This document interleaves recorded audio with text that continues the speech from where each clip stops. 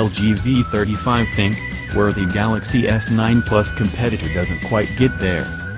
The V35 ThinQ, pronounced ThinQ, is LG's third variant of its V30, in addition to the original V30 phone from 2017 and the V30s ThinQ from February.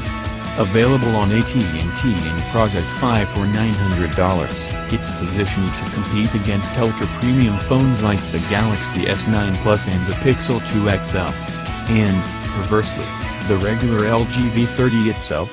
It's £599 in the UK and $1,099 Australian dollars in Australia from online retailers, which is about the same as the Pixel 2 XL but significantly cheaper than the S9 Plus.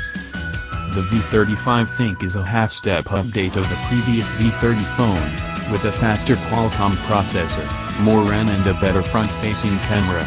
Overall, it's a great phone, and if you're an LG loyalist, you should get the V35 over the V30 since your phone will be in tip-top shape for longer.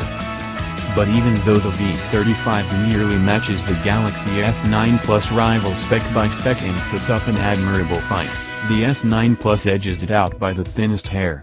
The S9 Plus has a longer battery life, sleeker looks and software goodies like iris scanning and Bixby. It's also only $15 more on AT&T. As for the Pixel 2 XL, Google's flagship takes better pictures than the V35, even though it came out last year. But if you need a new phone right now and can't wait for the anticipated Pixel 3 in October, the $50 more you'll hand over to Project 5 for the V35 is worth it to future-proof your phone with a newer and much faster processor. Also keep in mind that Google has had to address some issues with screen burn-in on the Pixel 2 XL, which haven't appeared yet on the LG V30. Though the V35 looks nearly identical to LG's current G7 flagship phone, there are key differences. The V35 doesn't have a black notch sitting on top of the screen, nor a quick access Google Assistant button on its side. Its fingerprint reader on the back also doubles as a power button.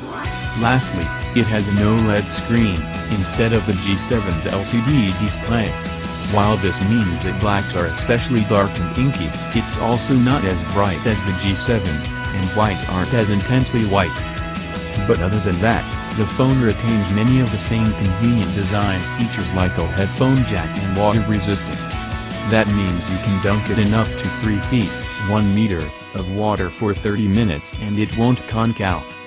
LG phones have taken a backseat with software these past few years, and the V35 doesn't bring anything particularly new to the table except the AI-powered camera, which I'll get to later. And if you get the phone from AT&T, you'll get annoying bloatware, with some apps you can uninstall and some you unfortunately cannot.